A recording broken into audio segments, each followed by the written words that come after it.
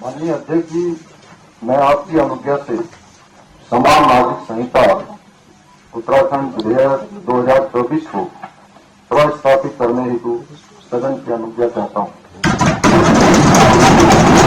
परम विषय रहा है तो इसलिए मैं इसका स्वागत करती हूँ। और यूनिफॉर्म सिविल कोड तो भारत की कोई भी महिला जो है वो इसका स्वागत ही करेगी। साधारण सी बात है कि विभिन्न नियमों कानूनों में महिलाओं के अधिकारों का ही हनन हुआ। भाई आप क्रिमिनल लॉ देख लो, आप कमर्शियल लॉ देख लो, आप आर्बिट्रेशन देख लो, सब जगह पुरुषों से संबंधित जितने नियम कानून है वो एक है देश में। उसमें जाति संस्था इसका उसका कोई भेद नहीं है।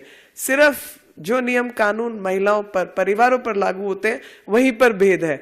क्योंकि महिला को अधिकार क्या मिलना है, मेंटेनेंस मिलना है, नहीं मिलना है, उसका विवाह में क्या अधिकार होगा, तलाक पे क्या होगा, बच्चे को अडॉप्ट कर सकती है नहीं, सारे पंगे वहीं पे हैं। तो इसलिए जो भी नियम लिया गया है और यूनिफॉर्म सिविल कोड की बात देश में लागू होने की बात है, तो ये तो संवैधानिक एक ड्यूटी, मैं कहूँगी कर्तव्य था, जो संविधान बनाने वालों ने भी इस पर कई बार चर्चा की और उसको एक ड्यूटी के रूप में और आने वाले भविष्य के एक गाइडिंग प्रिंसिपल के रूप में छोड़ दिया गया था कि एक समय पर ये पूरा होगा। तो ये अपने पूर्वजों का वायदा पूरा करने का काम जो प्रधानमंत्री जी के नेतृत्व में हमारी सरकार और पार्टी के लोग और धामी जी ये सब लोग कर रहे हैं, मैं इनका स्वागत करती हूँ और हृदय से अपने पूर्वजों के बिहाफ पर भी कि वो सब इनको आशीर्वाद दे रहे होंगे कि जो कहा सो किया। बहुत असेंबली में यूनिफॉर्म सिविल कोड पेश किया है, लिव इन रिलेशनशिप को लेकर भी कहा है कि अगर आप क्लियर नहीं करते हैं तो 6 महीने की सजा का प्रावधान भी किया है। भाई देखिए, हमारा हिंदुस्तान जो है वो एक रंगारंग बगीचा है।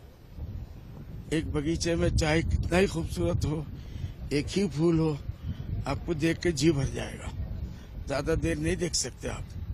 हमारे हिंदुस्तान की तहजीब यही है, हजारों रंग, हजारों मजहब के लोग रहते हैं, हजारों कल्चर होता है, हर गली में रोजाना कोई ना कोई पूजा, कोई इबादत होती रहती है।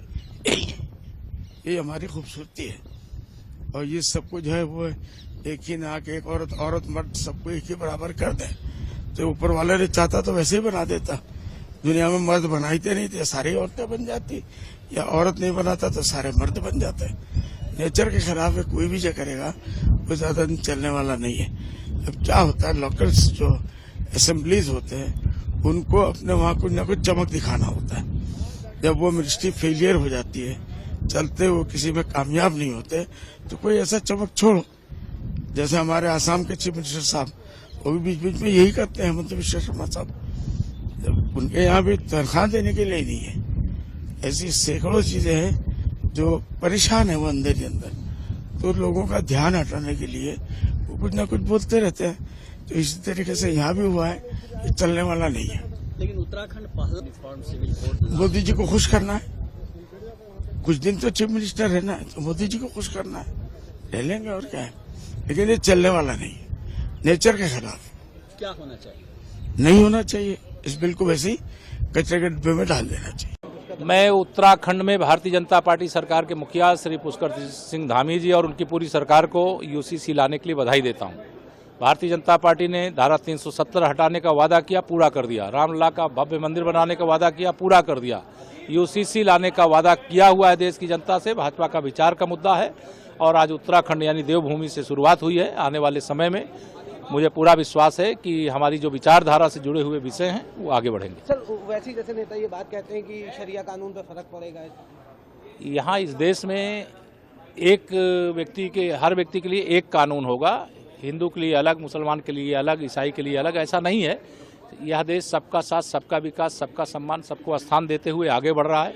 इस देश में 4 जातियां हैं, गरीब है, किसान है, युवा है, महिला है, और इससे अलग हट करके जो सोचने वाले हैं उनका राजनीतिक भविष्य खतरे में है। और उत्तराखंड में पहले बीजेपी शासित राज्य में कैसे देख रहे हैं, क्या कहेंगे इस पे? We are very happy what has happened and ये जो पास हुआ है रूल, जिसकी वजह से सारे महिलाओं के लिए बहुत ही अच्छा है, बहुत nice good news for them कि सबका बेनिफिट होगा इसमें। सब वर्ग के महिलाएं, not only Hindu, Muslim, Sikh, Isai, all kind of women will be benefited. They were deprived of many things for the last so many years. So उनके लिए अच्छा है, हमारी सरकार ने ये किया है, ये काम इतना अच्छा काम. So I am very proud and I feel very happy. Ma'am, do you think कि सभी अन्य राज्यों में भी होना चाहिए? बिकॉज बहुत सारे इस पे एलिगेशन लगे कि धर्म के आधार पर सही नहीं है. दूसरे जो ऑपोजिशन पार्टी के जो लीडर्स हैं उन्होंने ऐसा कहा. वो हर बात पे अपोजिशन गलत ही बोलते हैं ना, तो उनको बोलने दीजिए, अभी क्या करें. तो आप लोग भी यही सवाल पूछते हैं क्या कहना है, अभी क्या कहना है. क्या they are doing their duty but we are doing our job and we are doing very well and the people are with us. Modi ji के सरकार के साथ पूरा the entire country is there. Uttarakhand सरकार ने विधानसभा में यूसीसी समान नागरिक संहिता वाला पास कर दिया. राजस्थान में क्या स्थिति है, आप क्या चाहते हैं, उसका समर्थन करते हैं? सबसे पहले तो मैं उत्तराखंड के मुख्यमंत्री धामी जी को धन्यवाद देना चाहता हूं. उन्होंने जो महत्वपूर्ण विषय था जिसमें भारत की जनता टिकटकी लगाई हुई थी, मोदी जी की जब से सरकार आई, जिस बिल को जो केंद्र सरकार में लाना चाहे सबसे पहले उन्होंने की, इसके लिए मैं उनको धन्यवाद देना चाहता हूं. और हम प्रयास कर रहे हैं कि पहले नंबर पे उत्तराखंड आ गए तो दूसरे नंबर पर राजस्थान आए. इसके लिए आप बात करेंगे मुख्यमंत्री जी हमसे ज्यादा एग्रेसिव, हम तो फिर कम है. मुख्यमंत्री जी खुद इसके बहुत ज्यादा पक्षधर है. मुख्यमंत्री जी ने हमें डायरेक्शन भी दे दिया, बहुत जल्दी इस पे काम करेंगे. आपको लगता है कि जो भी मौजूदा सत्र चल रहा है उसमें इस बारे में कोई चर्चा होगी? मौजूदा सत्र के अंदर भी चर्चा करेंगे और हो सकता है इसमें समय कम मिले तो आने वाले जो सत्र आएगा जून जुलाई के अंदर, उसके अंदर 100% को लाएंगे. Thank you. देखिए हम सब उत्तराखंड के विधायकों के लिए ऐतिहासिक क्षण है, आनंद अभिभूत ऐसा अवसर. प्रभु रामलला का 22 जनवरी को प्राण प्रतिष्ठा होती है, पूरा भारत आनंद में था.